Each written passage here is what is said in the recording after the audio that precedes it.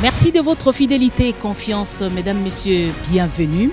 La campagne électorale a été lancée depuis le 20 novembre dernier et nous, sur ce plateau, nous continuons à vous donner l'opportunité de découvrir les programmes, les projets des sociétés de chaque candidat engagé à la présidentielle de décembre 2023. Justement, aujourd'hui, nous allons vous présenter un nouveau candidat, mais avant de l'inviter, je me permets de faire venir sur ce plateau 3 journalistes qui vont m'aider à justement conduire cet échange avec beaucoup de responsabilités.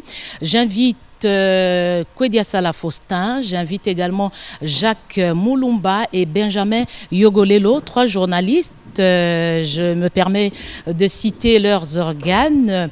Faustin est de EcoNews, Jacques Moulumba de RTGA et Benjamin Yogolelo de l'ACP. Voilà, bienvenue, prenez place s'il vous plaît. Justement, avec ces 3 journalistes, nous aurons 1h30 d'échange pour vous permettre de connaître notre invité. Il s'agit de Noël Tchani, professeur Noël Tchani Modianvita, que j'invite à nous rejoindre également. Professeur, merci d'être là pour aujourd'hui. Ce sera vraiment une occasion pour vous de vous présenter, de présenter également votre projet de société aux Congolais, auprès de qui vous sollicitez le suffrage. Merci d'être là. Vous allez bien sinon? Comme un charme. Très bien, prenez place. Merci. Ce sera un bel échange républicain, comme je l'ai dit tout à l'heure. Noël Tchani Modianvita au studio Maman Nguébi de la RTNC pour parler aux Congolais grâce à ce programme initié par le CESAC à l'occasion de la présidentielle 2023. Pour commencer, Noël Tchani, ce n'est pas la première tentative. Vous étiez là en 2018, vous avez échoué, vous revenez en 2023. Pourquoi vous acceptez de revenir à la présidentielle? D'abord, je voudrais vous remercier de me recevoir à la RTNC et au CESAC aussi. J'étais candidat à la présidence de la République en 2018, effectivement, et je reviens en 2023. Pourquoi? Parce que les raisons qui avaient prévalu à ma candidature de 2018 n'ont pas disparu. Le Congo continue à être un pays très pauvre, très endetté, avec un niveau de chômage inexplicable vu les ressources naturelles dont dispose notre pays. Les enfants n'ont pas l'éducation de qualité comme on aurait souhaité. Les gens n'ont toujours pas accès aux soins de santé comme on le souhaite. Les infrastructures de base font toujours défaut et par conséquent, les défis de développement auxquels le Congo est confronté continuent à être là. Et je pense que j'ai aujourd'hui les compétences, l'expertise et les qualifications pour arriver à trouver des solutions à ces défis de développement.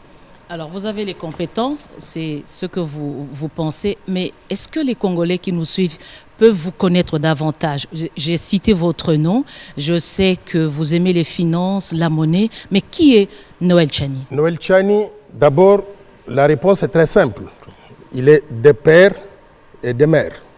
L'initiative des pères et des mères que j'avais lancée indique que Noël Tchani, c'est un patriote qui se bat pour la souveraineté nationale, l'intégrité territoriale et qui veut réaffirmer l'indépendance de la RDC. Et en plus de cela maintenant, qui veut mettre la RDC sur la voie du développement économique et social accéléré.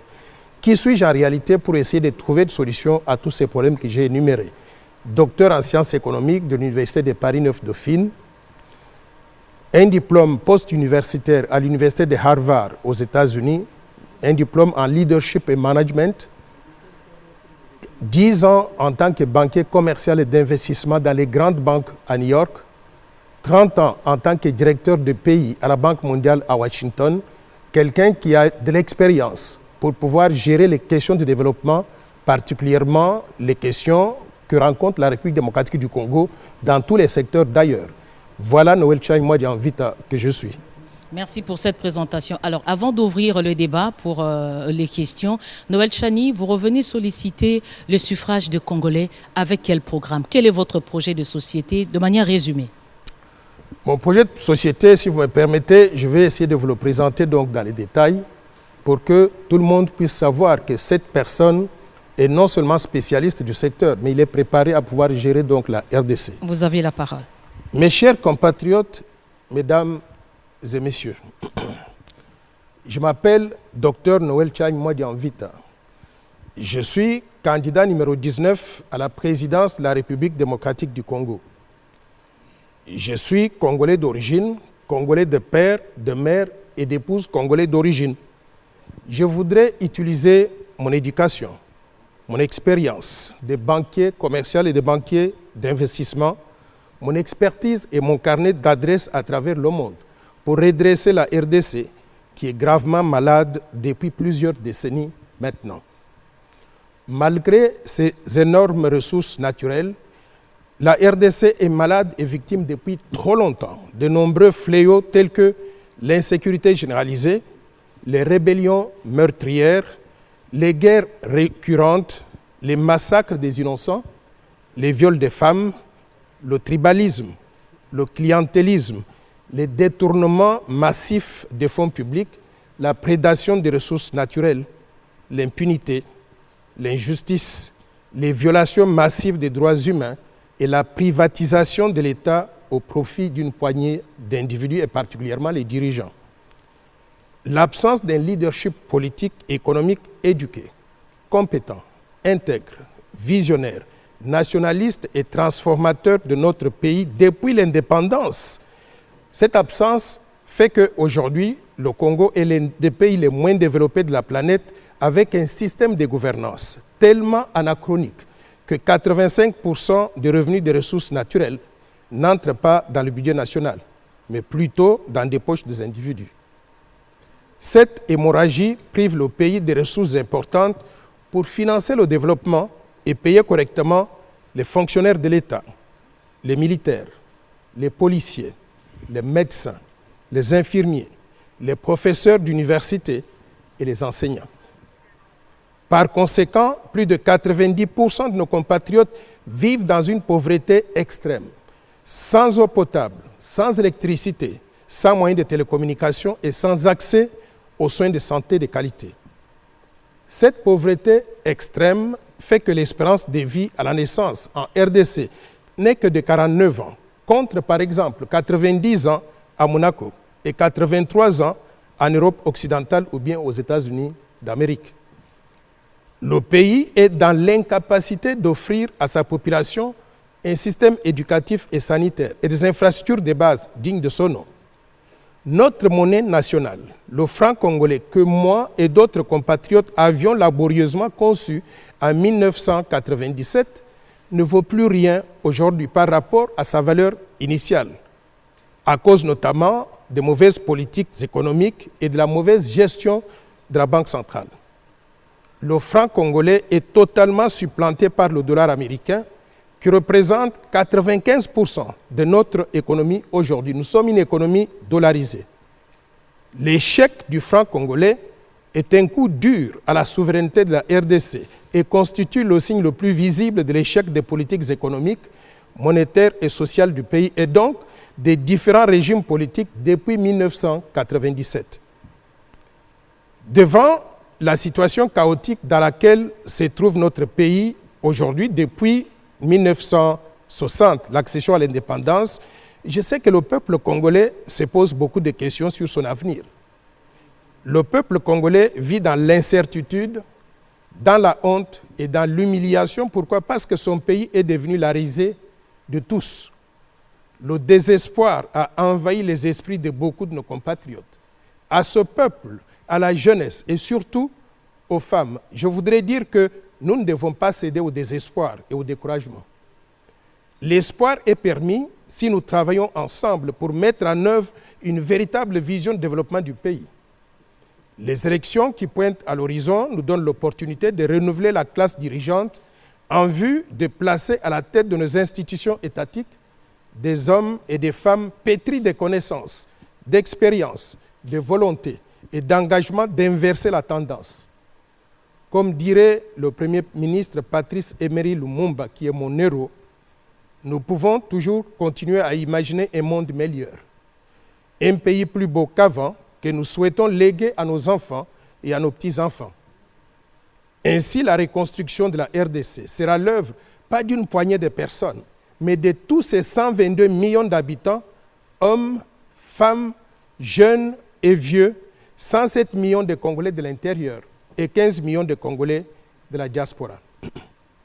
Mes chers compatriotes, mesdames et messieurs, pour sortir notre pays de cette situation catastrophique dans laquelle les différents régimes qui se sont succédés depuis 1960 l'ont plongé, et conscient de mes responsabilités en tant que fils de ce pays, je vous fais deux offres politiques. La première offre, c'est ce qu'il convient d'appeler la proposition de loi Tchiani de père, de mère et d'épouse.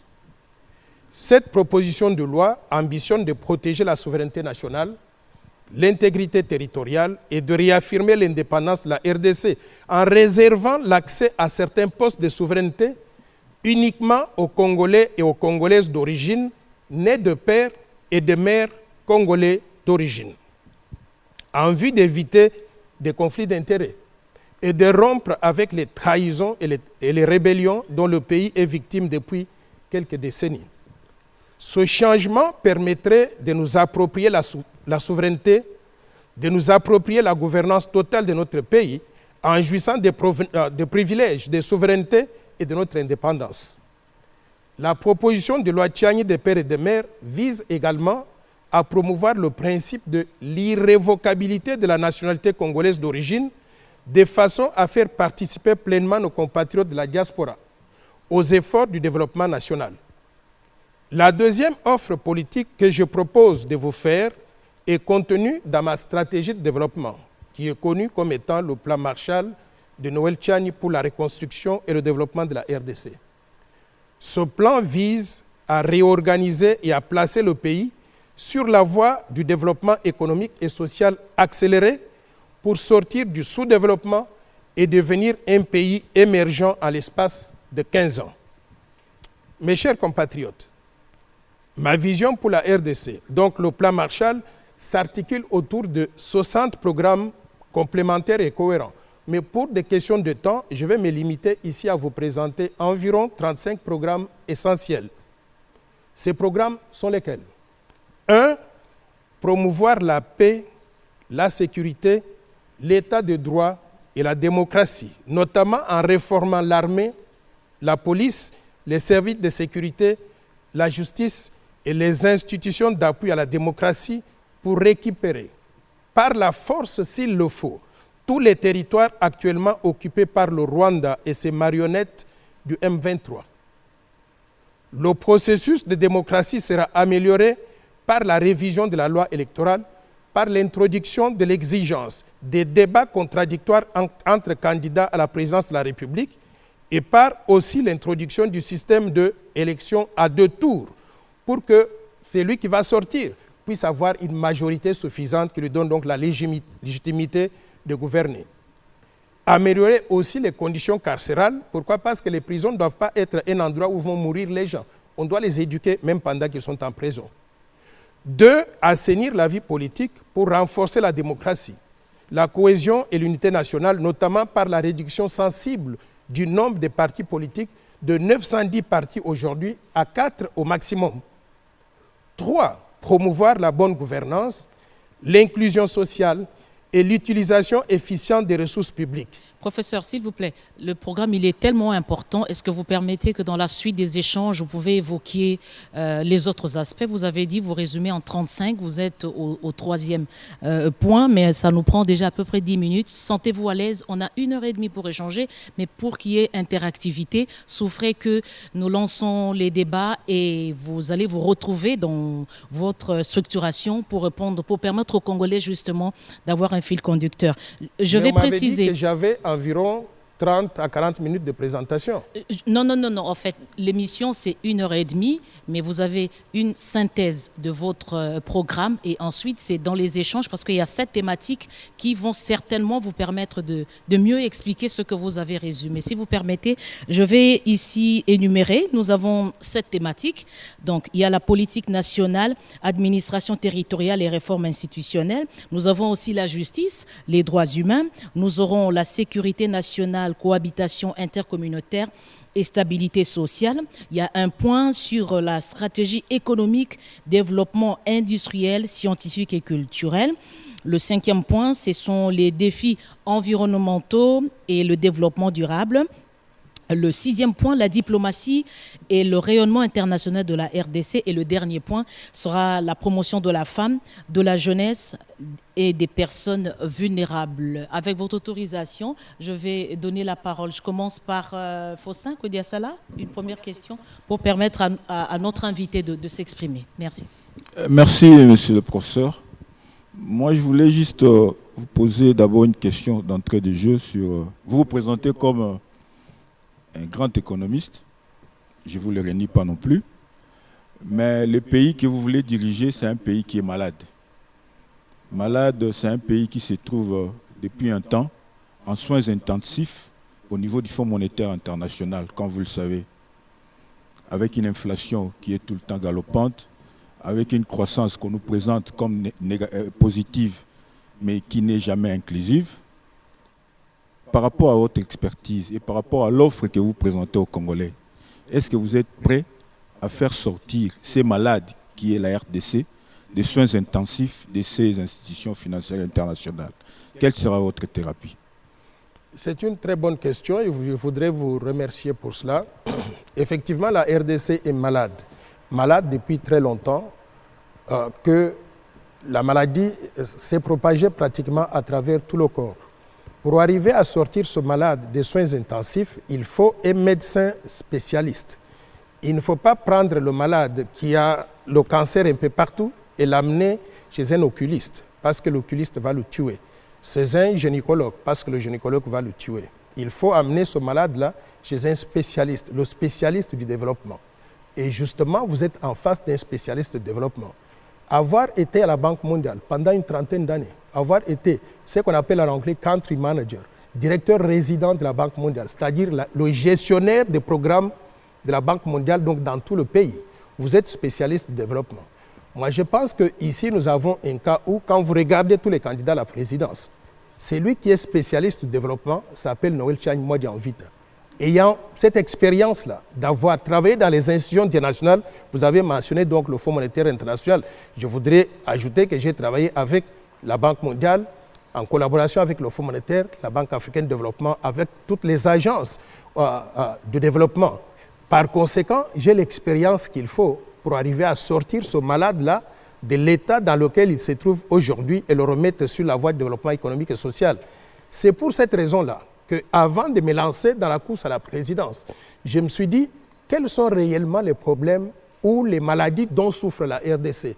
Je me suis mis à faire le diagnostic de la situation de la RDC et j'ai coché cela dans ma vision de développement de la RDC.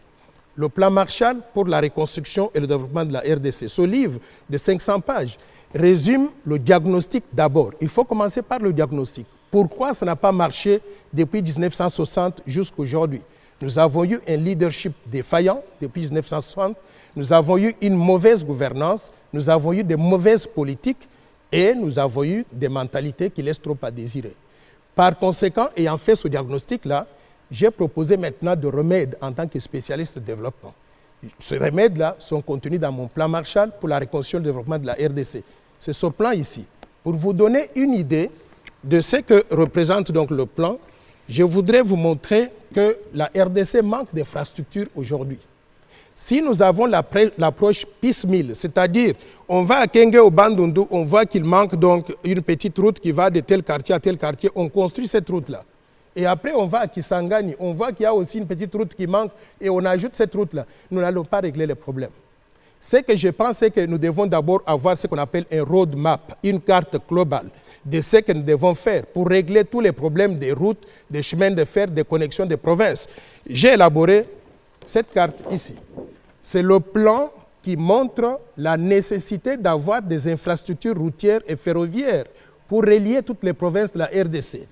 Et les lignes rouges que vous voyez représentent les prescriptions que le médecin Noël Tchani propose pour la RDC, c'est-à-dire comment construire les autoroutes qui vont partir de Banana et relier pour arriver à Mahagi en province orientale, ou bien partir de Sakania au bas du Katanga, arriver jusqu'à Zongo, à côté de la République centrafricaine, et partir donc d'Nganajika au centre de la République, à n'importe quel coin du pays. Donc les lignes rouges sont des autoroutes qui n'existent pas aujourd'hui, mais qui sont à construire.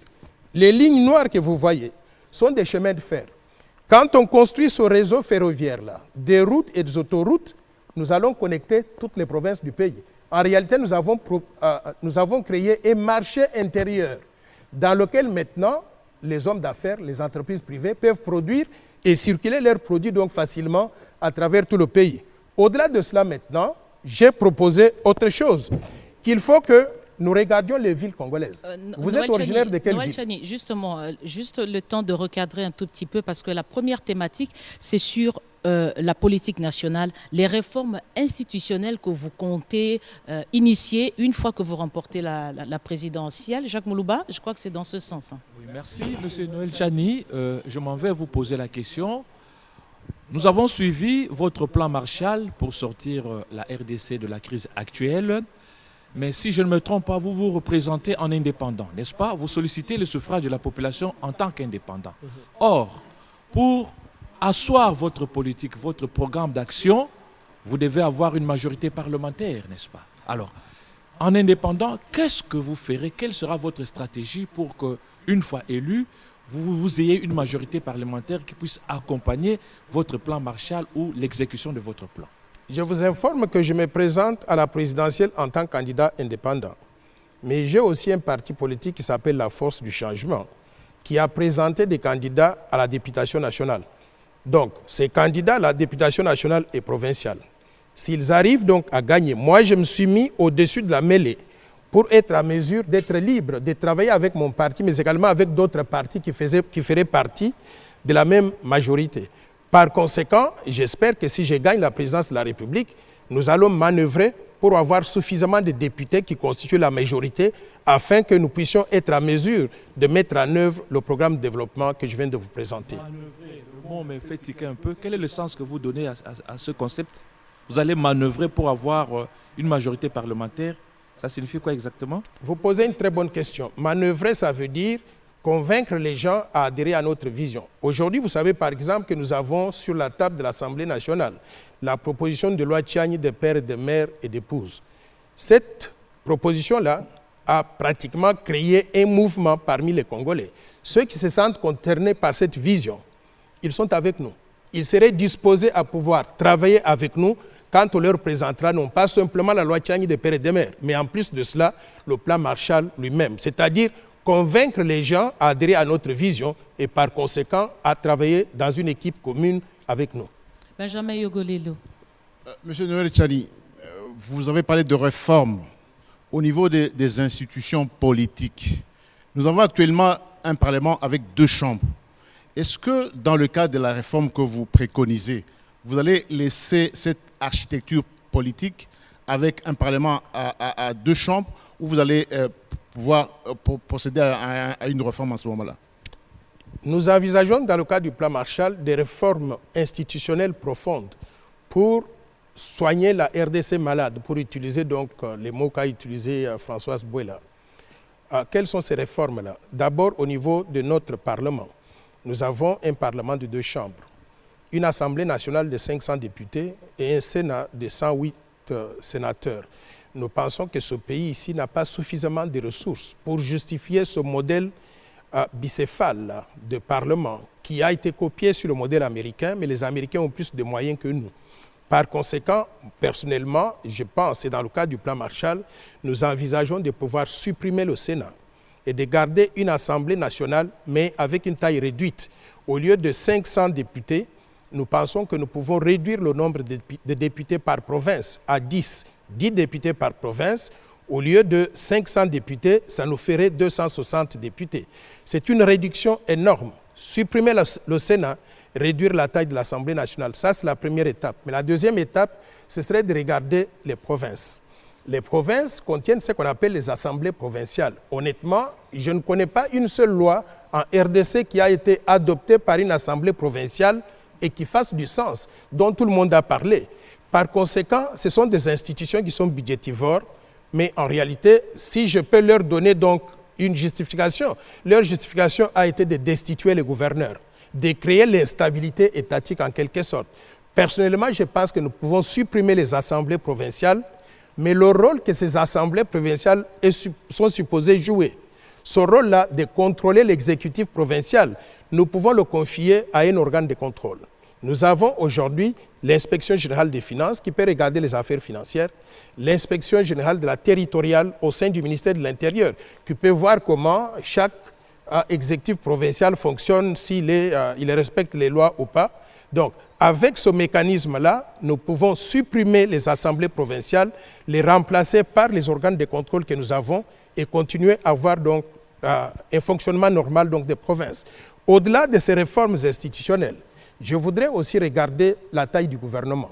Honnêtement, je suis sidéré de voir que chaque fois que nous avons un remaniement ministériel, nous avons tantôt 60 ministres, tantôt 50 ministres, ça change chaque fois. Vous proposez combien? Vous proposez quelle taille? Je souhaiterais que nous puissions avoir un gouvernement de 20 à 25 ministres au maximum. Et que cette taille-là et la structure du gouvernement, il faut qu'elle soit adoptée par l'Assemblée nationale, promulguée dans une loi, pour que les gens n'aient pas la latitude de changer tout le temps la structure du gouvernement. Donc on puisse garder un gouvernement de taille donc réduite.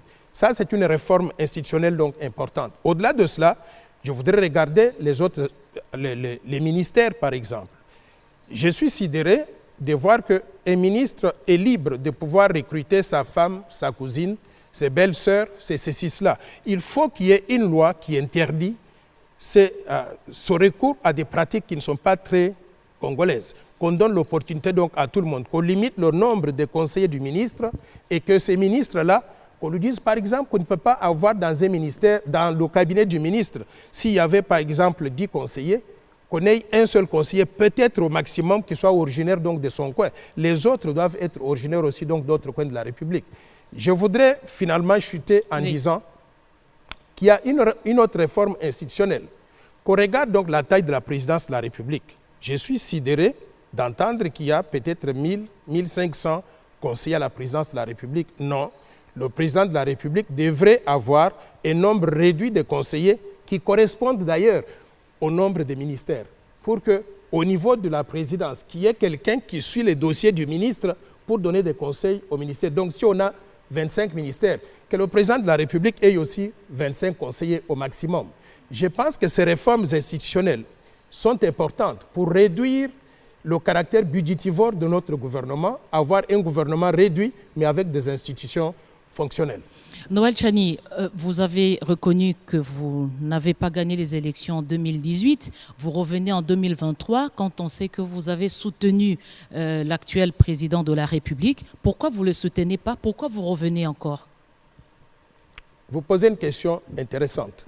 D'abord, est-ce que je vous avais dit que j'ai soutenu l'actuel président de la République? Quand est-ce que je vous ai dit ça? Mais quand vous avez échoué en 2018, vous l'avez soutenu, vous avez soutenu son programme, vous avez fait plusieurs déclarations tendant à le soutenir. Vous n'allez pas vous dédire aujourd'hui. Voilà, en 2018, quand je n'ai pas gagné la présidence de la République, j'ai fait comme ça se passe dans toutes les démocraties du monde. J'ai fait un discours public pour concéder la défaite, accepter que j'ai perdu. Féliciter le gagnant, quel que soit le gagnant, féliciter le gagnant. Et j'avais félicité Félix-Antoine Tshisekedi à l'époque.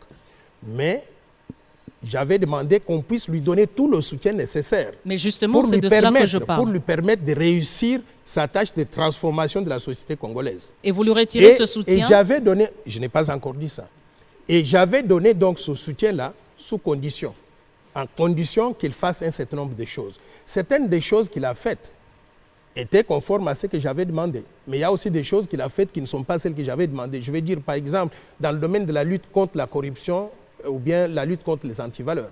Moi, j'étais déçu de voir que le chef de l'État n'a pas réussi à mettre son tampon sur le Congo en luttant efficacement contre la corruption. Pourquoi? Parce que, est-ce que vous connaissez quelqu'un qui a été arrêté pour la corruption depuis 2018, qui a été condamné, on a vendu ses biens, on a récupéré l'argent, on a mis dans le trésor public et il se trouve en prison? Je ne connais pas quelqu'un comme ça. Par conséquent, ce sont des domaines de déception. Mais j'estime que ce sont des domaines où on peut encore s'améliorer. S'il se réveille aujourd'hui et qu'il fait des promesses qu'il pourra faire des choses différemment par rapport à ce que nous avons connu de 2018 jusqu'à aujourd'hui, je pourrais considérer éventuellement la possibilité de parler avec lui. Pourquoi? Parce que je vois aujourd'hui qu'il y a deux camps qui se dégagent. Il y a un camp des étrangers soutenu par l'étranger. Et il y a un camp qui sont ces étrangers? J'arrive. Il y a un camp des étrangers soutenu par les étrangers. Et il y a un camp des nationalistes. Moi, je suis dans le camp des nationalistes.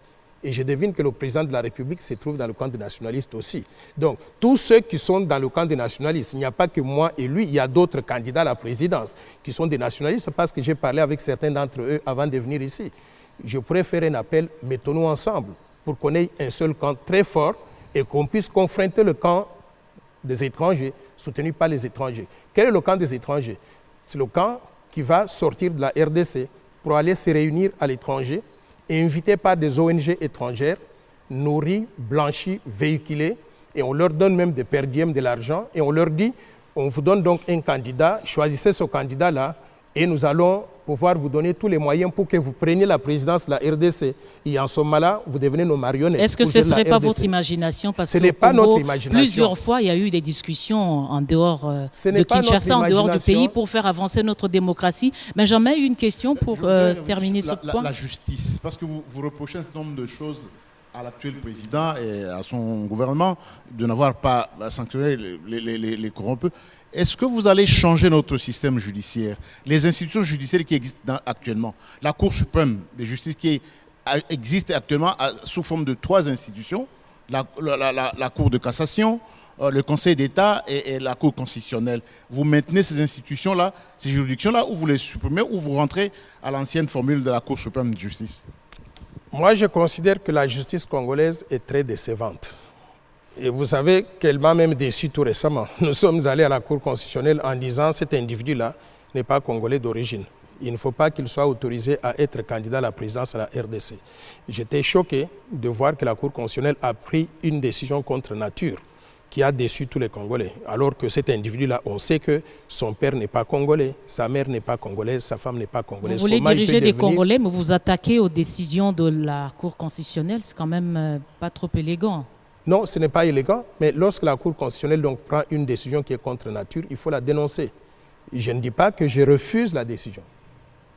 Si j'avais refusé la décision, vous savez quoi? Je ne me serais pas présenté dans cette élection présidentielle dans laquelle se trouve ce candidat-là qui est un candidat de l'étranger. Mais j'ai respecté la décision de la Cour. Mais cela ne veut pas dire que je dois accepter du n'importe quoi. Je dois donner mon avis, et cet avis-là est que la Cour constitutionnelle a trahi la RDC en prenant une décision contre nature de cette façon-là.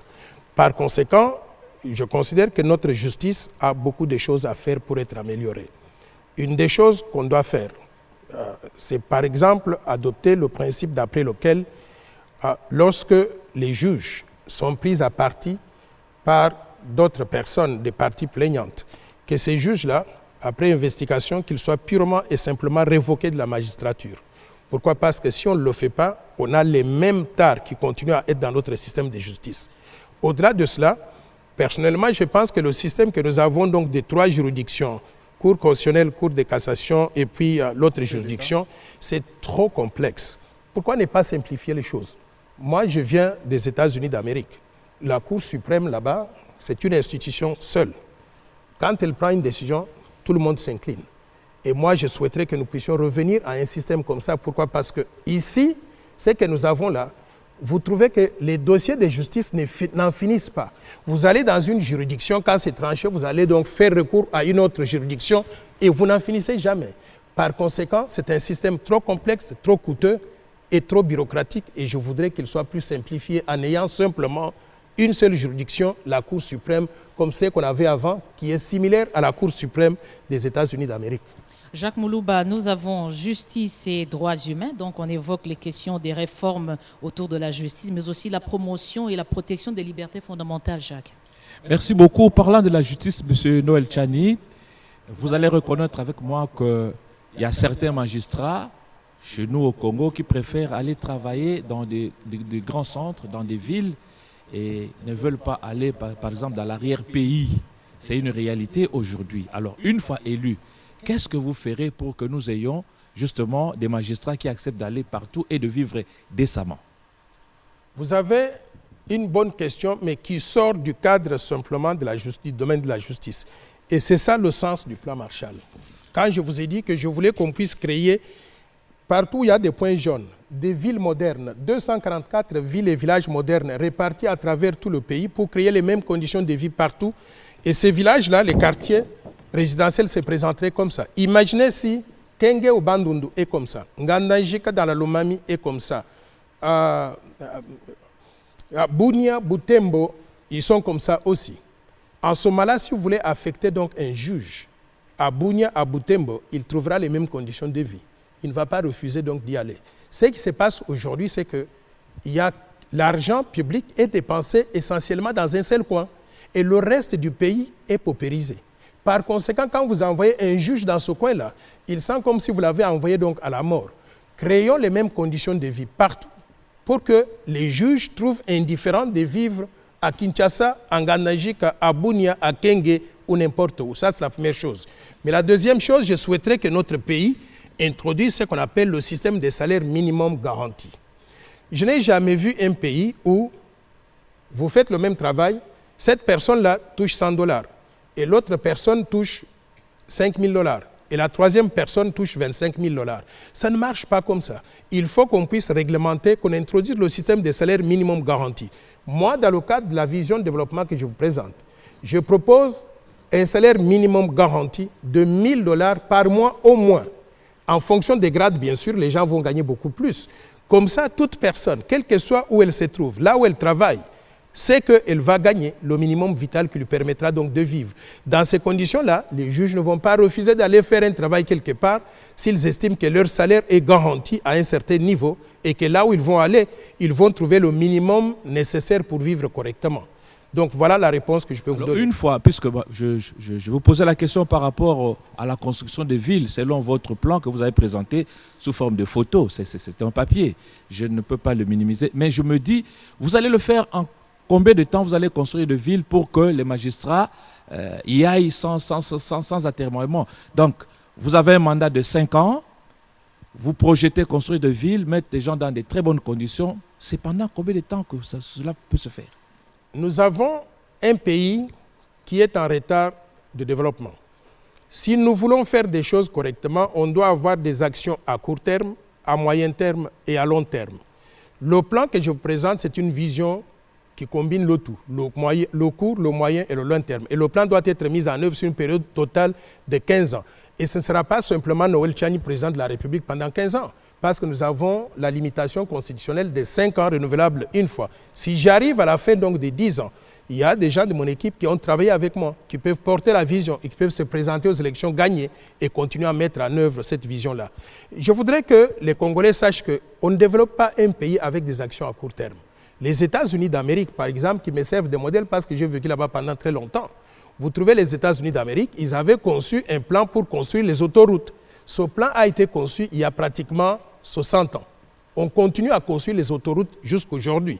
Nous ne pouvons pas tout faire en une année. Par conséquent, nous devons parer au plus vite en ce qui concerne donc la vie des magistrats en leur donnant un salaire acceptable dans des conditions que nous avons aujourd'hui, pendant que nous sommes en train de construire les villes pour que le meilleur puisse venir. Peut-être à partir de la 3e année, 4e année, 5e année, on aura déjà donc des villes modernes qui se mettent en place. Mais c'est un processus donc à long terme qui va combiner des actions à court terme, notamment le salaire minimum garanti, et aussi des actions donc à moyen et à long terme. Faustin, que dire ça? Noël Tchani, moi je voudrais prendre les deux thèmes évidemment, réforme institutionnelle et la justice, en vous suivant, et je vous ai suivi soigneusement évidemment. Vous avez dit à Jacques que vous êtes prêt à manœuvrer dès qu'il est président de la République pour trouver une majorité parlementaire, mais en même temps vous promettez dans votre programme qu'avec plus de 900 partis politiques, on ne peut pas aller de l'avant, votre projet de les ramener à 4. Alors je voudrais vous poser une question tout à fait simple. Noël Tchani, président de la République, votre premier chantier sera certainement d'appeler le peuple au référendum pour modifier la Constitution. La modification de la Constitution, c'est une des choses que nous devons envisager. Est-ce que ça sera votre priorité? Non, je peux dire que c'est l'une des choses que nous devons envisager. C'est une des priorités que nous devons mettre sur la table. Je vais vous dire pourquoi c'est une priorité. Je considère qu'un pays qui n'est pas assis sur une constitution crédible, dans laquelle tout le monde se retrouve, tôt ou tard va avoir des problèmes. Aujourd'hui, quels sont les problèmes que nous avons dans notre constitution? Pour mentionner simplement quelques-uns. Je dis déjà cette question de père et de mère.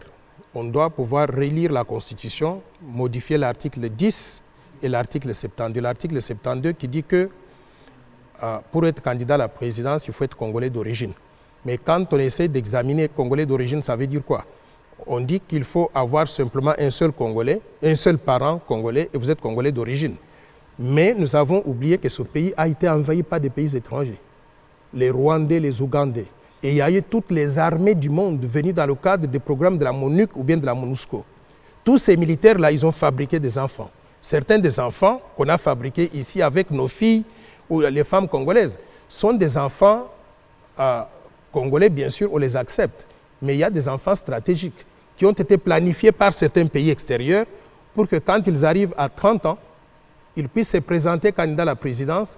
Les pays de l'un de leurs pays va leur donner donc les moyens qu'il faut pour mener campagne, ils gagnent. Et en ce moment-là, ils peuvent mettre la souveraineté nationale en péril. Par conséquent, nous devons purifier la Constitution en changeant cette disposition-là pour dire ne peut accéder aux fonctions de souveraineté qu'un Congolais né de père et de mère congolais. Pas que les autres ne sont pas Congolais. Ils sont Congolais. Ils peuvent tout faire dans notre pays. Ils sont égaux à nous tous. Sauf que les fonctions de souveraineté doivent être verrouillées. Ceci n'est pas une particularité de Noël Tchani qu'il propose pour la RDC. J'ai fait une étude comparative de tous les pays du monde. Dans ce livre ici que je vous invite tous à lire, vous pouvez le trouver à la librairie des Grands Lacs sur le boulevard du 30 juin. J'ai fait une étude comparative pour montrer quels sont les pays qui ont adopté ces dispositions-là, à commencer par les États-Unis d'Amérique. Aux États-Unis d'Amérique, on a 350 millions d'habitants. 125 millions ne sont pas éligibles pour les fonctions de souveraineté. Parmi ces 125-là, vous trouvez des gens célèbres comme Henry Kissinger, qui était secrétaire d'État, Madeleine Albright, qui était secrétaire d'État, ou Arnold Schwarzenegger, qui était gouverneur de l'État de Californie. Ils ne sont pas morts parce qu'on leur a dit que vous ne pouvez pas accéder à la souveraineté suprême, à la magistrature suprême.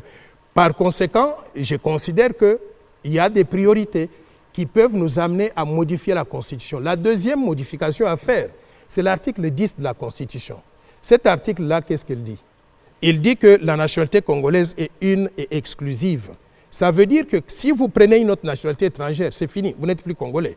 Et vous savez combien de Congolais nous avons perdus à cause de cette disposition-là? 15 millions de Congolais qui sont dans la diaspora.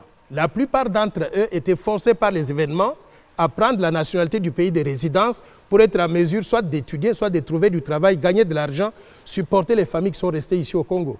Par conséquent, changeons cette disposition-là en disant la nationalité congolaise est irrévocable. Quand vous êtes Congolais, on ne peut pas vous enlever ça. Vous devez rester Congolais jusqu'à la fin. Donc, s'il faut changer la Constitution, rien qu'en commençant par ces deux articles-là, il faut le faire. Mais il y a d'autres articles que nous devons examiner. Les autres dispositions, vous ne touchez pas. Pardon? Toutes les autres dispositions de la Constitution, vous ne touchez pas. Non, je n'ai pas dit ça. Il y a par exemple l'article qui porte sur la monnaie congolaise. Je crois que ce doit être l'article 170, qui dit que la monnaie de la RDC, c'est le franc congolais. Et on continue en énumérant les fonctions de la Banque centrale, mais quand vous voyez ce qui se passe sur le terrain, vous réalisez que la vraie monnaie de la RDC aujourd'hui, est-ce que c'est le franc congolais? C'est le dollar américain. Nous devons penser à pouvoir purifier notre constitution pour tenir compte des réalités. S'il faut interdire le dollar américain, la circulation, il faut le dire ouvertement pour que les gens sachent que la circulation concomitante des devises étrangères et du franc congolais n'est pas autorisée. Donc il y a plusieurs dispositions comme ça que nous pouvons... Je voudrais par exemple qu'on introduise donc dans la Constitution la question des salaires minimum garantis, qui doit refléter le pouvoir d'achat de la population. Sinon, on continue à payer nos gens avec des salaires de misère qui ne leur garantissent absolument pas de pouvoir d'achat. Très bien, là vous avez été clair. Mais je reviens sur cette question de nationalité. Noël Tchani, vous avez été appuyé par un député national pour tenter d'inscrire à l'ordre du jour de cette législature cette proposition de loi. Ça n'a pas marché. Pourquoi vous y tenez? Vous ne comprenez pas que peut-être ça divise au contraire par rapport à ce que vous pensez? Mais vous posez une question sur des fausses prémices. Vous dites que ça n'a pas marché. Qui vous a dit que ça n'a pas marché? Parce que ça n'a jamais été inscrit. Je parle de ces principes. Je parle des faits. Je ne parle pas des émotions ou des manifestations. Cette loi, vous êtes d'accord avec moi que ça n'a pas été inscrit dans l'ordre du jour, mais vous y tenez. Pourquoi vous ne comprenez pas peut-être qu'il faudrait passer par d'autres voies, des discussions pour finalement avancer? La prémisse que vous avez, elle est fausse parce que la loi n'a pas été rejetée par l'Assemblée nationale. Et j'ai parlé avec le président Mbosso il n'y a pas longtemps. Il m'avait garanti qu'on devait la présenter dans cette session ici, Mais étant donné que la session était courte, les gens devaient partir en vacances parlementaires pour aller faire campagne. Donc, il y a plusieurs lois, non pas simplement cette loi ici, n'a pas été rejetée par l'Assemblée nationale. Mais pourquoi elle n'a jamais été inscrite? Mais elle était inscrite. Mais elle en était fait, même jamais programmée. soumise au débat. Mais vous savez combien de lois sont inscrites à l'Assemblée nationale sur l'agenda de l'Assemblée n'ont pas été soumises au débat? Il y en a plusieurs. Cette loi n'est pas une particularité. Et d'ailleurs, c'est l'une des raisons pour laquelle je me présente comme candidat à la présidence de la République, mais également candidat à la députation nationale pour la Lukunga, numéro 489. Pourquoi? Parce que si je passe député, même si je ne suis pas président de la République, cette loi sera la priorité. Ma priorité que je vais mettre sur la table de l'Assemblée.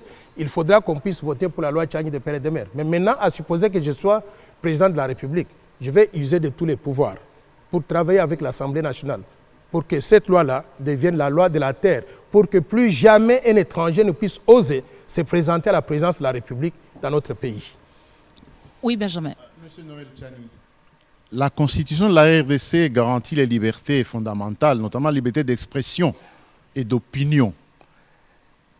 Une fois élu président de la République, est-ce que vous pourriez modifier certaines dispositions de la Constitution, cette matière-là de liberté d'opinion et d'expression? Je pense ici aux médias publics. Est-ce que vous avez à redire sur la qualité du contenu éditorial et des médias publics? Je suis pour la liberté de presse, la liberté d'opinion. Je soutiendrai cela mordicus et je soutiens ce qui est marqué dans la Constitution. Cependant, je veux que la liberté de presse et la liberté d'opinion soient exercées de façon responsable. J'ai connu moi des cas personnels où je vois un journaliste qui vient, mais ce journaliste en réalité n'est pas un journaliste. C'est une marionnette envoyée par un ennemi politique pour venir donc me descendre. Ces genres de journalistes-là ne méritent pas d'être des journalistes. Si je suis président de la République, je voudrais encourager les organes de surveillance, des médias et des organes de communication pour bouter dehors de ce secteur-là de tels journalistes qui n'ont pas de déontologie professionnelle. Mais je suis pour la liberté de la presse qui doit être exercée avec responsabilité par tous ceux qui sont des professionnels de ce secteur-là. Monsieur Noël Tchani, on va prendre la sécurité nationale, la cohabitation intercommunautaire et la stabilité sociale. Que prévoit votre plan sur cette question de sécurité? Sur la question de sécurité, je voudrais dire d'abord que c'est la priorité des priorités. C'est pour cela que ça se trouve au numéro 1 des 60 programmes du plan Marshall que j'ai voulu vous présenter dans les détails ici. Qu'est-ce que nous envisageons de faire? Nous considérons qu'un pays comme la RDC ne peut pas éternellement menacer par ses voisins. Et parmi des voisins-là, des plus petits qui puissent exister sur la planète. Nous devons avoir une armée, une police et des services de sécurité de qualité. Pour cela, nous devons faire l'inventaire de tous les éléments en uniforme, dans la police, dans l'armée, dans les services de sécurité. Et nous devons aussi maintenant faire des calculs pour savoir, avec un pays de 122 millions d'habitants, on a besoin de combien de militaires? En fait, vous revenez sur les 122 millions. D'où tirez-vous ces chiffres, s'il vous plaît? Je tire cela de statistiques qui sont connues de tout le monde. Si vous regardez sur Internet, World Population Count, donc le système de comptage de la population, une fois des prévisions, vous allez trouver qu'on a un chiffre de 107 millions d'habitants de la population congolaise. Cette population-là, c'est la population à l'interne. Mais nous savons aussi qu'il y a des statistiques qui indiquent que dans la diaspora, nous avons 15 millions de Congolais qui vivent là-bas. Vous accordez donc crédibilité je prends 15 à ce millions chiffre-là. plus les 107 millions et ça nous donne donc 122 millions. Donc mais vous accordez dans ce domaine-là, crédit à ce chiffre parce que vous savez qu'il y a un problème de recensement des statistiques de population. Vous êtes un mais candidat c'est la raison et puis pour vous parlez laquelle des chiffres. c'est la raison pour laquelle nous avons un problème de recensement, la raison pour laquelle on n'a pas de chiffres fiables. Moi, j'ai utilisé une base qui est scientifiquement justifiable. Donc maintenant, si on fait le recensement et qu'on trouve que ce chiffre... Et d'ailleurs, j'anticipe que quand on va faire le recensement, on aura une surprise. On risque de trouver que la population congolaise est de 150 millions. Pourquoi? Parce qu'il y a tout plein de villes qui ont tout plein de gens qui n'ont jamais été comptés. Donc, je souhaite, dans le cadre du plan d'ailleurs, c'est l'une des activités qui est envisagée, le comptage et le recensement de la population et la livraison des cartes d'identité à chaque citoyen et aussi des numéros de sécurité sociale qui permettent à chaque personne, dès sa naissance, d'être identifiée et d'être comptée. Vous parlez des voisins. Voilà. À la Alors République maintenant, c'est concerne la démocratique du sécurité. Congo. Je disais qu'il fallait qu'on puisse réformer l'armée, la police, les services de sécurité. Et nous savons qu'il y a des pays voisins qui se sont moqués de la RDC depuis trop longtemps. Ils vont chez eux, ils recrutent des gens, on leur donne des armes et on les appelle des rebelles. On dit allez attaquer la RDC pour nous déstabiliser. Et nous avons eu comme politique quoi? Dès que ces rebelles-là viennent nous attaquer, on nous dit ah non, il faut négocier avec eux, il faut dialoguer avec eux. Nous allons nous réunir dans des dialogues et on dit maintenant comme conclusion, il faut les brasser, il faut les insérer dans les institutions. C'était un mécanisme idéal d'infiltration des institutions de la République. Personnellement, je suis contre ces dialogues-là. J'estime qu'à ce stade ici, nous devons, ayant utilisé toutes les voies diplomatiques, toutes les voies de dialogue, et que ça n'a pas marché, nous devons maintenant regarder à l'armée, à la police, au service de sécurité pour qu'ils fassent leur travail. J'ai vu tout récemment un défilé militaire ici à Kinshasa, où on a eu beaucoup de militaires bien armés qui marchaient comme de véritables militaires, qui portaient des uniformes de qualité, qui portaient des armes sophistiquées. Il y avait des chars de combat, des avions, hélicoptères et consorts. Il est temps que nous puissions utiliser cette force de frappe-là pour pouvoir neutraliser tout pays voisin qui se moque de la RDC. Par conséquent, je pointe du doigt le Rwanda voisin. Tant que nous n'avons pas frappé le Rwanda avec notre armée et que nous n'avons pas détruit la capacité militaire du Rwanda, je vous assure que notre pays n'aura pas de paix. Si je suis président de la République, attendez-vous à cela. Un jour, nous allons nous réveiller un matin, les FARDC se trouvent à Kigali. Oui, Jacques. Je suis resté un peu sur ma soif. Je voudrais de manière concrète que vous puissiez nous dire sur ce plateau, une fois élu président de la République, puisque nous avons suivi beaucoup de candidats présenter leurs recettes, une fois élu président de la République, quelle est votre recette, votre plan pour mettre fin de manière un peu express à cette guerre? Vous avez parlé du Rwanda qui attaque la RDC. Quel est le plan Marshall et Noël Tchani pour mettre fin de manière courte ou à court terme à la guerre qui sévit dans la partie Est? Je me répète, je dis que mon plan consiste à d'abord m'assurer que nous avons l'armée, la police, les services de sécurité avec tous les moyens qu'il faut, toute la formation et tous les équipements et qu'ils sont capables de défendre l'intégrité territoriale et de défendre les frontières nationales.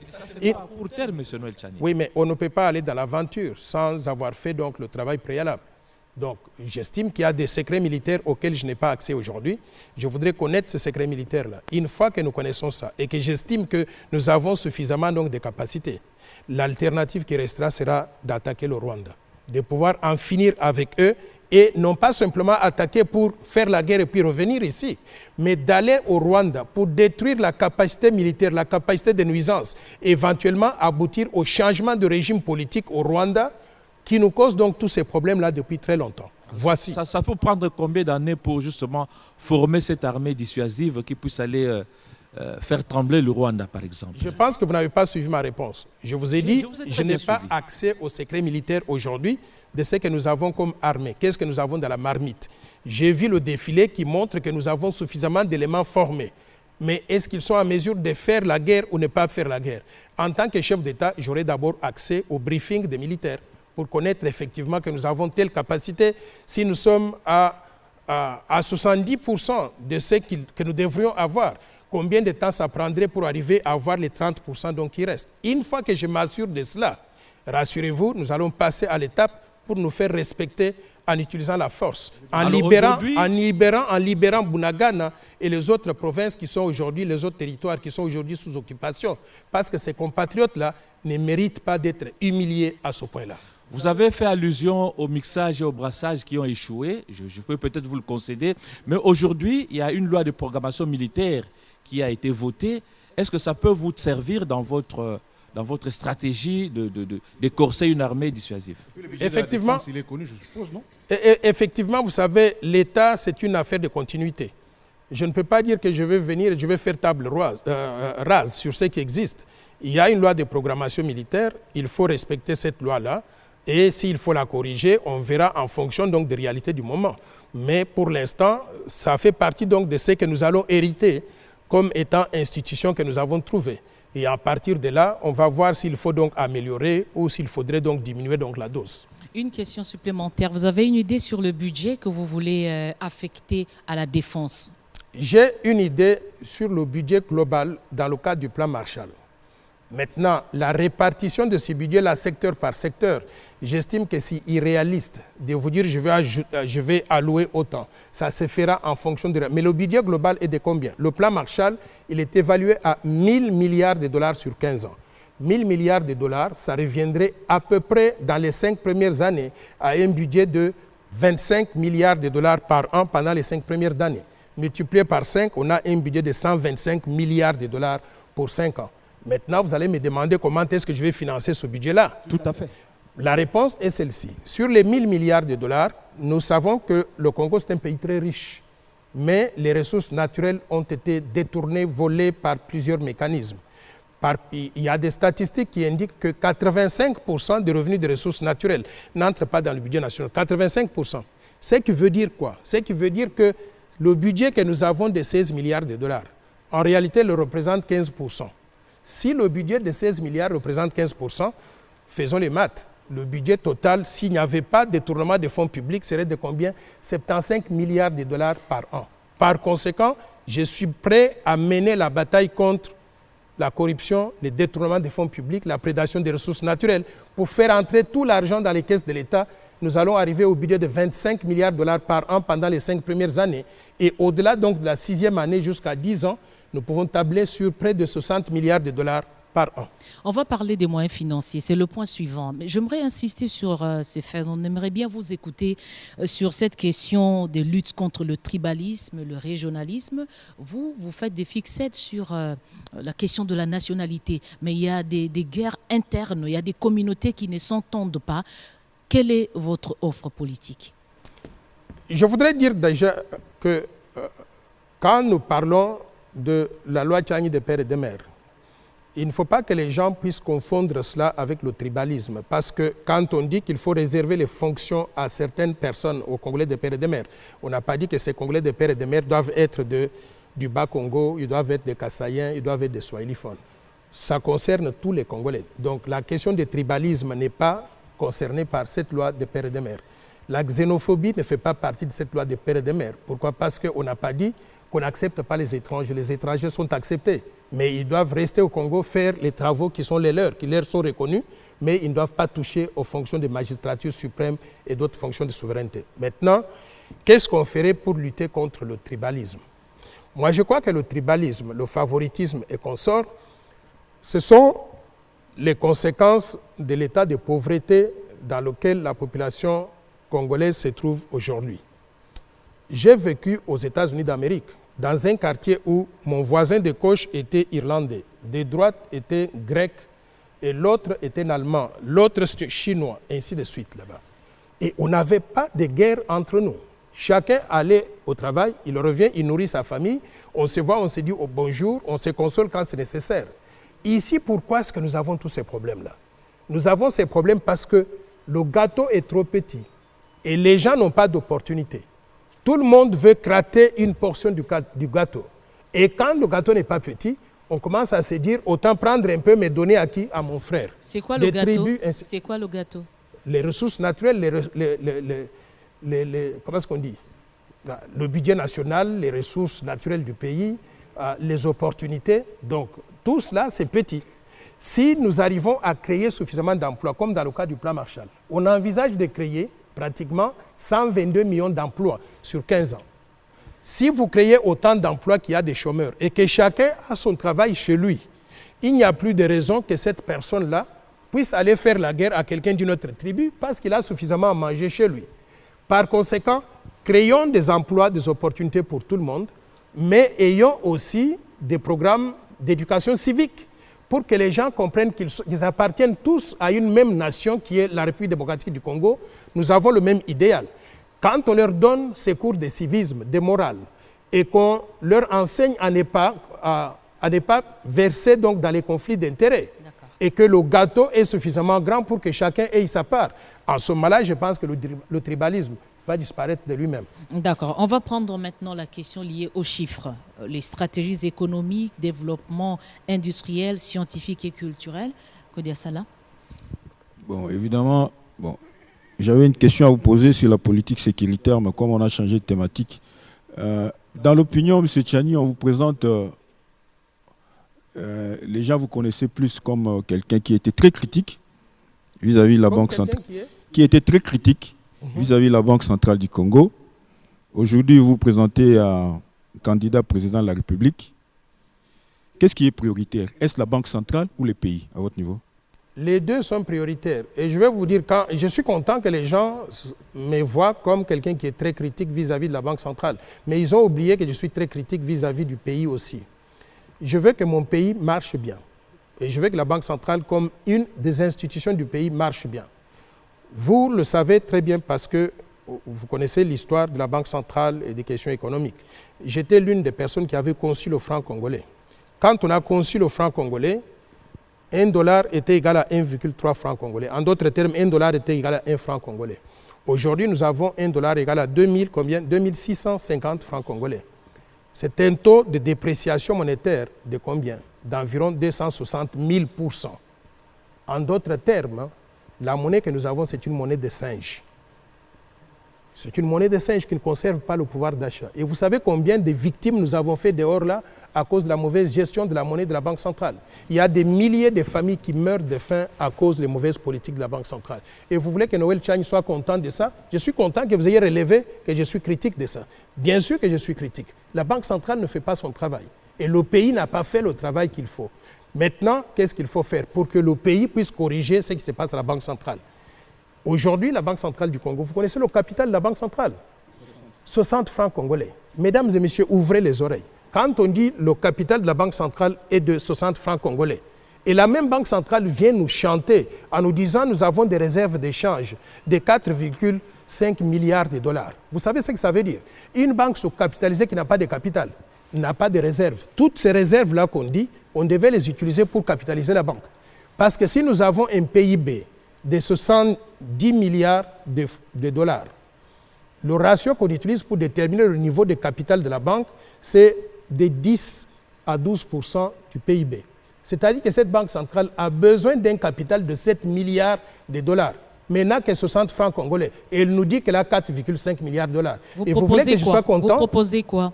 Je propose carrément ceci, qu'on adopte mon plan Marshall d'abord, comme étant la vision de développement du pays, qu'on puisse donner à la Banque centrale un leadership compétent, capable de pouvoir faire ce qu'il faut pour que la monnaie soit bien gérée. La Banque centrale fait ses affaires par crédibilité. Notre banque n'a pas de crédibilité. Par conséquent, mettons l'homme qu'il faut à la Banque centrale ou la femme qu'il faut à la Banque centrale, qu'on lui laisse maintenant l'indépendance certaine, que l'État, parce que la capitalisation doit venir de l'État, récapitalise la banque et donne maintenant la liberté à la banque de mener les politiques et les actions qu'il faut pour donner au peuple congolais la monnaie qu'il faut. Qu'on mette fin à la dollarisation, qu'on refasse une réforme monétaire pour remettre les compteurs à zéro. Donc tout un plan de réforme dans ce secteur-là. Noël Tchani, vous permettez que je parle à l'économiste que vous êtes. Comme je l'ai dit tantôt, quand il s'agit de la Banque centrale, là vous déployez la grande artillerie, vous venez même de le faire tout à l'heure. Mais aujourd'hui, de plus en plus, je vous ai posé une question tantôt sur comment on peut s'affranchir de Fonds monétaire international. Aujourd'hui, au niveau de la Banque centrale du Congo, la priorité, c'est l'inflation. Vous connaissez. Parce que depuis toujours, ce qu'on nous recommande, il faut une politique monétaire resserrée qui conduit certainement à une baisse des liquidités bancaires. Et la conséquence, c'est la baisse des crédits bancaires. Et à la fin, on se retrouve avec une baisse de la demande et un tarissement des investissements. Aujourd'hui, vous vous présentez comme candidat président de la République. Est-ce que vous avez une potion magique pour que vous amenez le pays à poursuivre et la lutte contre l'inflation et en même temps créer les conditions de croissance? Question excellente. Félicitations pour ça. Et je vais vous dire ceci. C'est que pour comprendre comment le Fonds monétaire et la Banque mondiale fonctionnent et ce que ces deux institutions sont capables de faire pour un pays, il faut peut-être avoir été à l'intérieur pour comprendre ce qui se passe. Mais au niveau des pays, il faut qu'il y ait un autre état d'esprit.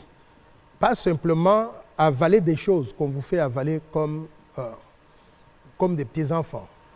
Je voudrais dire que le rôle de la Banque centrale dans cette phase de développement économique de la RDC, doit aller au-delà simplement de la simple maîtrise de l'inflation, la simple conduite de la politique monétaire. Je vous donne quelques éléments qui vont vous permettre de voir que nous n'avons pas fait ce travail-là. Premier élément. La question, c'est qu'est-ce que vous vous proposez? C'est ça que je propose. C'est ça que je propose. Oui. La première question, c'est que nous devons repenser le système financier congolais. Quand nous avons un système financier composé de 15 banques commerciales, et on dit la politique de la Banque centrale, c'est de pouvoir amener les banques à faire plus de crédit à l'économie. Mais ces banques-là n'obéissent pas à la Banque centrale pour deux raisons. Un, ce sont des banques étrangères qui ont des impératifs qui échappent donc à la souveraineté congolaise, des banques étrangères.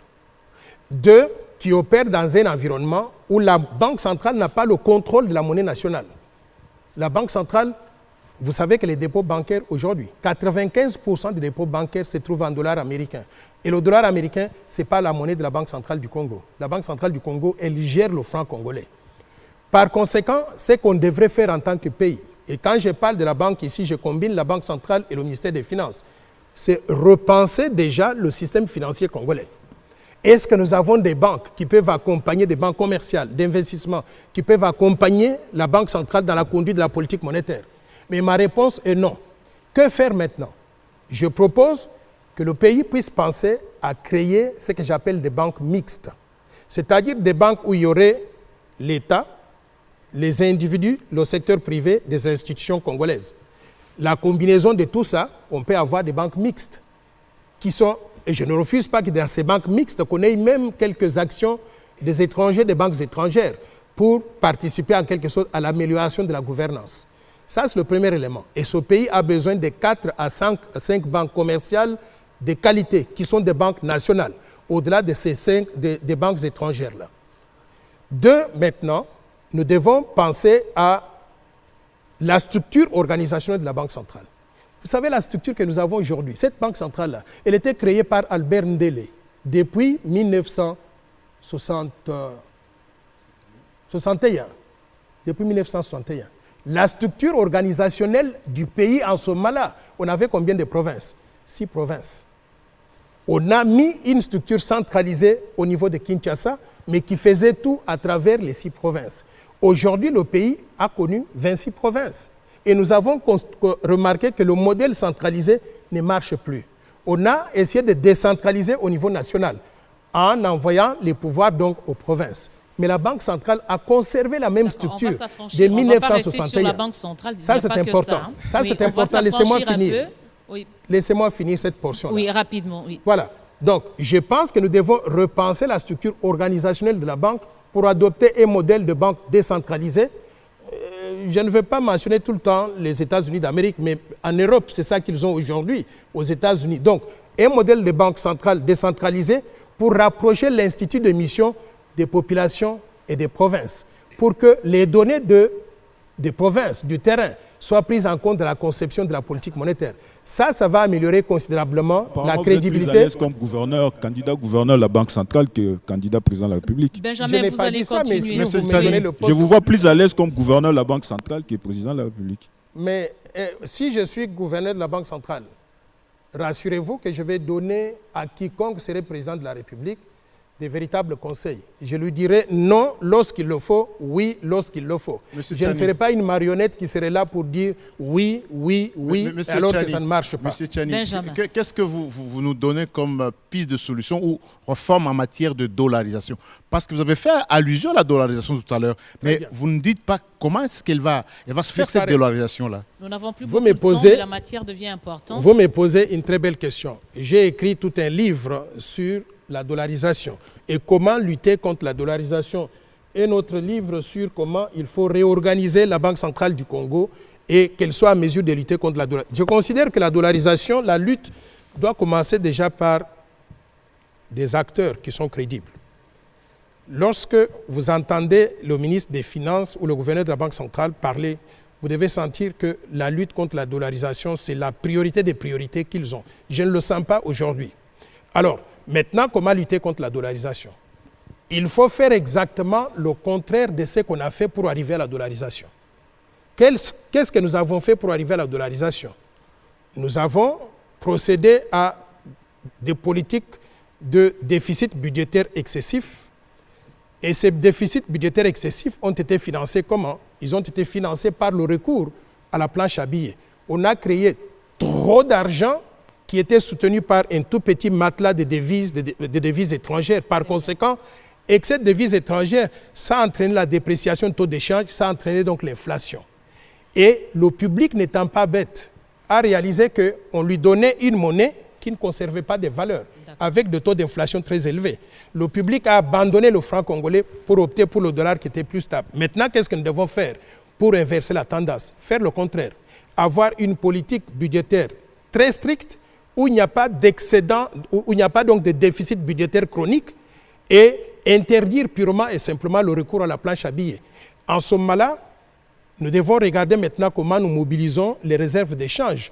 Je voudrais proposer qu'on puisse revoir la disposition qui autorise les compagnies minières à vendre à l'extérieur, rapatrier au Congo 60% de réserves d'échange et garder 40% à l'extérieur. C'est une politique d'autorisation de fuite de capitaux. Merci Noël Tchani. Par conséquent, inversons ça, on va augmenter les devises étrangères, il y aura une politique monétaire prudente et crédible. Et en ce moment-là, nous pouvons aboutir à la lutte effective contre la dollarisation. On va prendre, il y a deux thèmes intéressants, mais quand même, si vous, une dernière question sur cette thématique. Vous ne nous avez pas dit aussi comment vous allez mobiliser suffisamment de moyens pour financer ce que vous avez arrêté dans le plan Marshall. Oui, Jacques. Oui, nous venons, Monsieur Noël Tchani, nous venons de passer un bon moment de cours d'économie monétaire. Mais je voudrais cette fois-ci que vous avez évoqué des chiffres, que vous puissiez le faire maintenant avec indicateurs à l'appui. Dites-nous, quelle est votre politique d'industrialisation de la République démocratique du Congo aujourd'hui? Puisque l'économie, ce n'est pas seulement la Banque centrale, mais aussi les secteurs industriels. Très bien. Mais je vais commencer par... Il a demandé comment on devait financer mon plan. Vous avez dit? Les 1000 milliards de dollars seront financés donc de 3 sources. La première source, nous allons maintenir les relations avec les bailleurs de fonds bilatéraux et multilatéraux actuels. Ils contribuent pour à peu près 3 milliards de dollars par an. Multiplié par 15 ans du plan Marshall, on aura 45 milliards qui pourraient venir de cette source-là. Nous avons des investissements directs étrangers. Nous devons travailler pour améliorer considérablement l'environnement des affaires, pour améliorer l'environnement des affaires, le fonctionnement du système de la justice, mettre les infrastructures, ce qu'il faut. Nous allons attirer des investissements étrangers qui vont passer de 3,5 milliards aujourd'hui à 5 milliards de dollars en moyenne par an. Multiplié par 15, nous avons 75 milliards de dollars qui viendraient des investissements directs étrangers. 75 milliards plus 45 milliards d'aides bilatérales et multilatérales, nous avons 120 milliards de dollars. Maintenant, parce que nous voulons atteindre le chiffre de 1000 milliards, 1000 milliards moins 120, il reste 880 milliards. Les 880 milliards proviendraient d'où? Proviendraient des ressources intérieures. Comment est-ce qu'on peut arriver à mobiliser cela en luttant efficacement contre la corruption, les détournements des fonds publics, la prédation des ressources naturelles?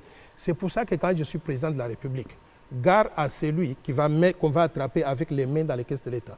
Parce qu'on va le juger publiquement, le mettre en prison. Et s'il va en prison, il ne va pas dire « j'ai mal aux pieds, donnez-moi donc la liberté provisoire ». Il n'aura pas ça. Il va rester en prison parce que c'est un mauvais citoyen.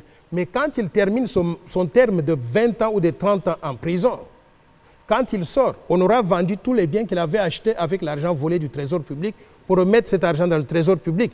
Et au-delà de cela maintenant, il ne sera plus éligible pour les mandats électifs. Il ne peut pas être député, président de la République et consort. En plus de cela, il ne peut pas travailler dans l'administration publique et il ne pourra pas soumissionner pour les marchés publics. Ce sera un mauvais citoyen. Quand on fera ça avec le premier citoyen, le deuxième et le troisième, rassurez-vous, tout le monde va se mettre au garde-vous. On va dire que ce président-là, il est sérieux. Sur l'industrialisation, allez-y rapidement. Voilà. Maintenant, notre politique d'industrialisation... Avec l'indicateur à l'appui. J'arrive. Elle est basée sur l'expérience, la connaissance que le Congo est un pays très riche en ressources naturelles. Nous avons un répertoire de 1100 minéraux métaux précieux différents. Ce que nous connaissons là, le diamant, le cuivre, le cobalt, on n'arrive même pas à 40, ce que nous connaissons. Mais nous avons 1100 minéraux métaux précieux différents qui triment là sous le sol. Notre politique d'industrialisation va être à plusieurs niveaux. D'abord, nous devons investir massivement dans la création d'une masse critique des ressources humaines de qualité dans ce secteur-là, en finançant les écoles de qualité, des écoles spécialisées dans le domaine des mines, dans le domaine de l'agriculture, pour qu'on forme donc l'homme et la femme de qualité. En plus de cela maintenant, notre vision doit être différente de ce que nous faisons actuellement. Qu'est-ce que nous faisons actuellement? On creuse les minerais, on les amène en Belgique, en Chine, aux États-Unis, on les vend là-bas. On attend quelques recettes d'exportation et ça se limite là-bas. On crée des emplois à l'extérieur, nous laissons le chômage ici. Notre politique devra consister à transformer localement les minéraux et les produits des ressources naturelles, les transformer localement en produits semi-finis ou produits finis pour créer des emplois pour le peuple congolais. Maintenant, comment arriver à le faire? Nous devons investir en tant que pays dans ce que j'appelle la recherche et le développement. Nos universités, à quoi elles nous servent? Nous devons investir dans ces universités-là pour que les gens fassent des recherches. Ils étudient à l'école. Je donne un exemple d'une matière première qui est très simple à traiter. Le diamant du Kasaï. Depuis que je suis né, le diamant du Kasaï, on le creuse, on va le vendre à Anvers. Et ça s'arrête là. Je voudrais qu'on puisse mettre au Kasaï, à Mbujimaï ou à Kananga une école de formation dans le domaine du diamant pour que les enfants apprennent non seulement comment on creuse le diamant, le reconnaître, savoir comment il faut le peser, le mesurer, mais savoir comment il faut le tailler et en le taillant, comment on va le transformer en produit fini. Et le produit fini, il est simple. Pour faire les bagues de fiançailles, on prend l'or, on fait le cercle là et on coupe le diamant, on met dessus. Il faut que tout ça soit fait par les enfants congolais, qu'on leur apprenne à le faire à l'école primaire, secondaire, mais également à l'université. En faisant cette politique-là, en l'étendant à tous les secteurs, à toutes les matières premières congolaises, nous allons créer considérablement donc, des emplois pour les enfants congolais. Mais je voudrais que l'industrialisation ne se limite pas simplement aux minéraux, aux matières premières. Les produits de l'agroalimentaire, l'agriculture, l'élevage et la pêche. Donc, en fait, on comprend que vous y réfléchissez, mais il n'y a pas encore d'indicateur. Monsieur Noël Tchani, il nous reste 10 minutes pour terminer. On aimerait bien vous écouter sur votre offre en matière de politique sur le développement durable, mais aussi sur la diplomatie de ce pays que vous comptez diriger. Bon, commençons par la diplomatie et je reviens sur l'offre. La diplomatie, j'ai eu le plaisir non seulement de vivre à l'étranger, mais de voyager dans plusieurs pays. Et chaque fois que j'allais dans un pays, je cherchais à voir l'ambassadeur de la RDC dans ce pays-là. Et j'ai visité toujours l'ambassade de la RDC dans tous les pays, en Afrique, en Europe, en Asie, ainsi de suite. Mais j'ai découvert une chose, c'est que nos diplomates sont abandonnés à l'extérieur. Et le pays ne les utilise même pas. On les nomme là-bas, une fois qu'ils arrivent, ils sont comme des oiseaux libres, quoi. Ils peuvent faire ce qu'ils veulent et il n'y a pas donc de répondants. Et les ambassades ne sont même pas étoffées avec les staffs pour faire le travail qui soit utile au pays. Par exemple, les sections économiques ne sont pas étouffées donc des économistes. Et puis, ne renvoient pas l'information à la base donc à Kinshasa comme il se doit. Par conséquent, je voudrais que nous puissions repenser la cartographie diplomatique de la RDC. On a besoin de combien d'ambassades en réalité? On n'a pas besoin d'une ambassade dans chacun des pays à l'étranger. On a besoin de combien d'ambassades? Nous pouvons avoir une ambassade dans un pays stratégique, mais qui couvre d'autres pays autour de ça. Donc, réduction sensible du nombre d'ambassades, mais le peu d'ambassades que nous allons avoir, les équiper comme il faut, avec du personnel de qualité, pour qu'ils puissent faire le travail dont le pays a besoin. Et en plus de cela maintenant, nous devons penser à la rémunération de nos diplomates.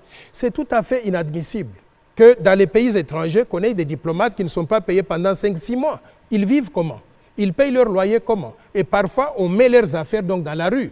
Je voudrais que nous puissions restructurer, repenser cette politique-là. Donc, revoir la cartographie diplomatique, réduire le nombre d'ambassades, avoir le nombre d'ambassades suffisant pour faire le travail de représentation, mais que nous sommes en mesure de supporter financièrement pour qu'ils ne soient pas donc abandonnés à leur triste sort. Jacques Moulouba, le développement durable, pour terminer. Oui, une question en rapport avec l'environnement. Le pays que vous allez diriger bientôt, M. Noël Tchani, constitue une puissance forestière, deuxième bassin mondial en ce qui concerne la forêt après l'Amazonie, première puissance mondiale en ce qui concerne le captage en CO2, mais qui malheureusement n'est pas subventionné conformément à ses potentialités.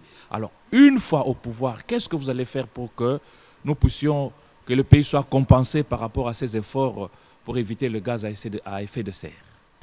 Je voudrais Tout d'abord, dire que l'environnement est très important pour la survie et la santé de nos populations.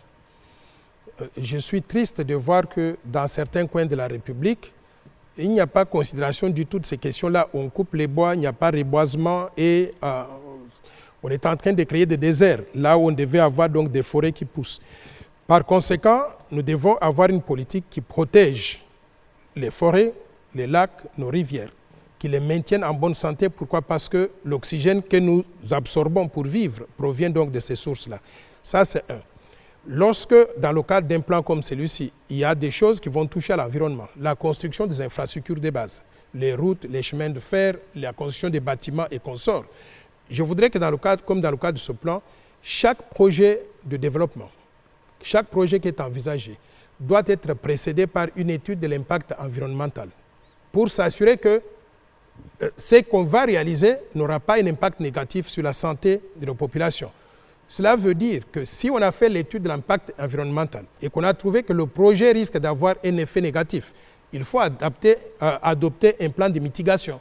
Des mitigations, c'est-à-dire comment alléger cet effet de l'impact environnemental pour que la population qui devait être affectée négativement ne le soit pas. Maintenant, en ce qui concerne les questions des tourbières, effets de serre et consorts, c'est une question d'avoir une politique nationale qui aligne les meilleurs dans ce secteur-là. Je connais cette politique nationale? Pardon? Vous l'avez, cette politique nationale? Ou bien c'est en construction? Ou il faut y penser? Dans le plan, on sera élu. Dans le plan Marshall, nous avons une ébauche de politique dans ce secteur-là. C'est-à-dire, comme je venais de vous dire, tout ce qui peut être fait et qui touche aux infrastructures, aux routes, qui peut avoir un impact sur l'environnement. Il faut faire une étude de l'impact environnemental. Monsieur Tchani, s'il vous plaît, quand le monde demande à la RDC de protéger ses forêts, de protéger sa biodiversité par rapport au réchauffement climatique, qu'est-ce que vous êtes prêt à leur dire pour que la RDC trouve leur compte dès l'instant où vous serez élu président de la République? Je suis cette question-là de très près. Pourquoi? Parce que le monde entier a détruit son environnement chez eux. Parce qu'on va vous demander de protéger les forêts, mais en contrepartie, qu'est-ce que vous serez prêt à leur dire? J'arrive. Le monde entier a détruit l'environnement chez eux. Vous arrivez dans certains pays, vous ne voyez pas un seul arbre avec des feuilles, un arbre naturel. Si vous voyez un arbre, c'est un arbre artificiel. Ayant détruit l'environnement chez eux, pour la survie non seulement de nos populations, mais de la population donc de chez eux, là, ils viennent nous dire il ne faut pas couper vos forêts et il ne faut pas toucher à vos rivières. Ça, nous les connaissons, mais vous leur direz quoi exactement? Maintenant, c'est une question de négociation. Négociation, ah oui, nous n'allons pas couper nos forêts et n'allons pas toucher aux eaux de nos rivières et en contrepartie, nous obtenons quoi? C'est ça les négociations dans le cadre donc, de ce qu'on appelle COP 21, 22, ainsi de suite là-bas. Nous devons être en mesure de mettre sur la table nos besoins et demander que les étrangers qui bénéficient du fait que nous faisons des sacrifices pour ne pas toucher à notre environnement, qu'est-ce qu'ils vont nous donner pour nous compenser de ces sacrifices-là que nous faisons? C'est un pouvoir de négociation, mais pour cela, nous devons avoir une équipe de gens chevronnés. Je connais un jeune homme, je ne vais pas mentionner son nom ici parce qu'il appartient à une autre partie, qui est très chevronné dans ces discussions sur les questions de l'environnement et qui a été avec moi à la Banque mondiale à un moment donné. Mais on ne lui donne pas donc le pouvoir de négocier au nom de la RDC comme il se doit. Quand je suis président de la République, je vais le mettre ministre de l'Environnement. Vous l'embauchez directement. Je vais le mettre ministre de l'Environnement parce que je sais de quoi il est capable. Merci Noël Tchani pour toutes ces informations sur le plan Marshall. Mais vous citez tout le temps Banque mondiale, FMI. Vous n'avez jamais travaillé au pays? Effectivement, je suis sorti de ce pays comme un jeune garçon. Après avoir terminé l'école secondaire, je suis allé étudier à l'étranger, envoyé par le gouvernement du Zaïre. Après avoir terminé, j'ai travaillé dans les banques à New York, dans les banques commerciales à New York, parmi lesquelles la JP Morgan Chase, qui est la plus grande banque du monde. Après avoir terminé là-bas, je suis allé à la Banque mondiale où j'ai fait 30 ans. Mon expérience, d'abord, je veux que les gens sachent que la Banque mondiale, c'est une propriété de la RDC. Donc c'est une banque qui appartient à tous les pays du monde. On a intérêt à ce qu'il y ait des Congolais qui travaillent là-bas. Dans ce cadre-là, je représentais valablement la RDC. Alors, dire que je n'ai pas encore travaillé, je n'ai pas travaillé au pays, bien sûr que j'ai travaillé au pays. Depuis que je suis revenu en 2018, je suis professeur dans plusieurs universités. C'est curieux que les Congolais considèrent qu'un professeur d'université, c'est un chômeur. Mais c'est très grave. Un professeur d'université, c'est un métier noble. Et j'ai fait ce métier-là de 2018 jusqu'à aujourd'hui. Mais pendant que j'étais à la Banque mondiale, j'étais souvent sollicité par le gouvernement de la RDC sur certaines questions sensibles. Notamment, le président Mzee Laurent Désiré Kabila m'avait fait venir ici pour aider à réformer la monnaie. Nous avons réformé avec d'autres compatriotes la monnaie congolaise. Et moi, personnellement, mon combat dans cette équipe-là, et j'en parle dans ce livre, Vision pour une monnaie forte, plaidoyer pour une nouvelle politique monétaire au Congo, mon combat était de convaincre le président de la République qui ne semblait pas connaître très bien comment la Banque centrale fonctionne, qu'il ne fallait pas mettre ses photos sur les billets des banques. C'est comme ça que nous avons le franc congolais aujourd'hui, qui n'a pas la photo du président. Très bien. Je voulais savoir si vous avez travaillé dans la société congolaise. Merci pour toutes ces réponses, Monsieur Noël Tchani. Certainement, vous aurez le temps pendant cette période de campagne pour suffisamment sensibiliser vos électeurs. Vos électeurs vous écoutent en ce moment. Noël Tchani, à qui ils n'ont pas donné la possibilité de prendre la présidentielle, le fauteuil présidentiel en 2018, il leur revient en 2023. Pourquoi doivent-ils voter pour vous? Passez-leur un message et dans la langue de votre choix. Mes chers compatriotes, mesdames et messieurs, je suis Dr Noël Tchani Mwadjanvita, candidat numéro 19 à la présidence de la République démocratique du Congo. Je me présente à vous comme étant candidat indépendant à la présidence de la RDC parce que je voudrais que ce pays, notre pays, qui a des ressources naturelles énormes, mais qui se retrouve aujourd'hui classé parmi les pays les plus pauvres de la planète. Je voudrais que notre pays retrouve le sourire, que le peuple congolais profite des ressources naturelles que Dieu a voulu nous donner. Je voudrais, en tant que président de la République, m'engager devant vous que je défendrai avec fermeté la protection de la souveraineté nationale et l'intégrité territoriale de la RDC. Et aussi, je ferai en sorte que nous puissions réaffirmer l'indépendance de la République démocratique du Congo, indépendance qui a été conquise au prix du sacrifice de Patrice Emery Lumumba, de la vie de Patrice Emery Lumumba et d'autres martyrs de l'indépendance. Si je suis président de la République, je m'engage à mettre en œuvre, avec la participation de tous les Congolais, le plan Marshall de Noël Tchani pour la reconstruction et le développement de la RDC. Qu'est-ce que nous allons réaliser avec la mise en œuvre de ce plan? Nous allons sortir le Congo du sous-développement pour en faire un pays émergent en l'espace de 15 ans. Nous allons créer des emplois et des opportunités pour tout le peuple congolais. On n'aura plus de chômeurs. Et nous allons introduire le système de salaire minimum garanti pour s'assurer que tout celui qui travaille dans le privé ou dans le public, quand il est payé à la fin du mois, il a au moins $1000 qui lui permettent de couvrir toutes ses dépenses. Il peut payer le loyer, payer à manger, payer les habits, envoyer les enfants à l'école. Donc, nous allons militer pour que le peuple congolais ait un pouvoir d'achat acceptable.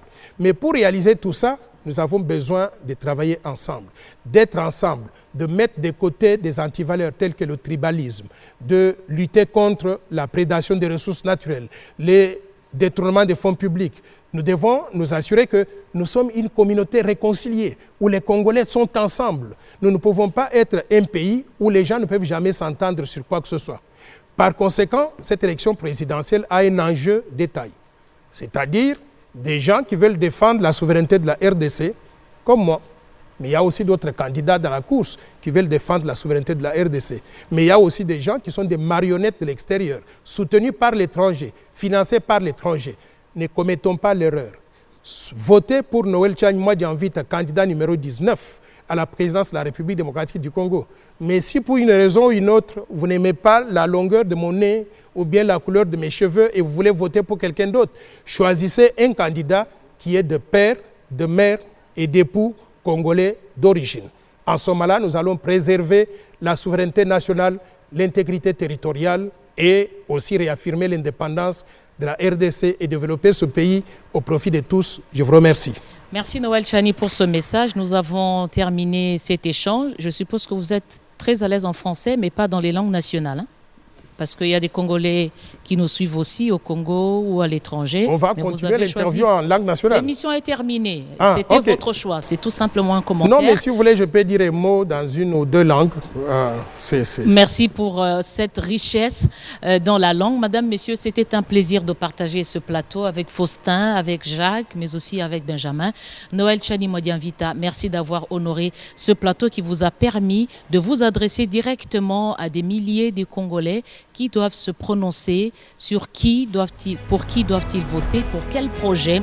Et la décision sera prise le 20 décembre devant les urnes. Merci de rester avec nous. À très vite avec le même plaisir.